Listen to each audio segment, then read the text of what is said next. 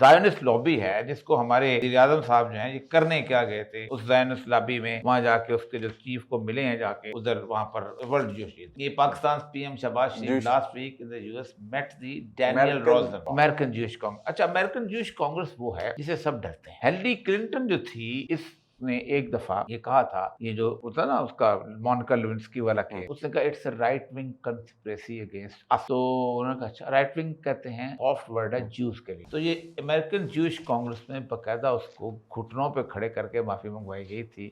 اور اس کے میاں کو بھی منگوائی گئی تھی، اکیلے نہیں۔ اچھا، اور تب جا کے وہ دوبارہ نیو یارک کی سینیٹر بنی تھی، اور اس کے دل میں انہوں نے اتنا رکھا تھا کہ جب وہ الیکشن دوبارہ لڑنے کے لیے اس نے کینڈیڈیچر آیا ہے تو دے میڈ اٹ پاسبل کو کسی نہ کسی کے سے ہارتی ہے۔ اچھا، کینیڈی خاندان جو ہے ان کو وہ سمجھتے ہیں کہ ہمارے ساتھ نہیں ہے، ہمارے خلاف چلتا ہے، سب کچھ ہے۔ کینیڈی خاندان کے ساتھ جو انہوں نے کیا ہے، آپ سوچیں کہ بچہ تک ان کو مار دیا۔ تو یہ مدد نہیں کیوں کیا کرنے گئے تھے وہاں پر، میں نے اسے کہا تھا کہ یہ امریکن جوش کانگریس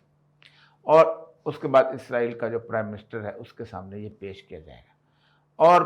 پیش کرنے کے لیے ان کو پہلی دفعہ شاید پتہ چلا ہے کہ جس شخص کا نام ڈونلڈ ٹرمپ ہے، یا جس شخص کو، جس ملک کو نام امریکہ ہے، اس سے زیادہ بنیادی طور پر ان ریلائبل ملک کوئی نہیں ہے۔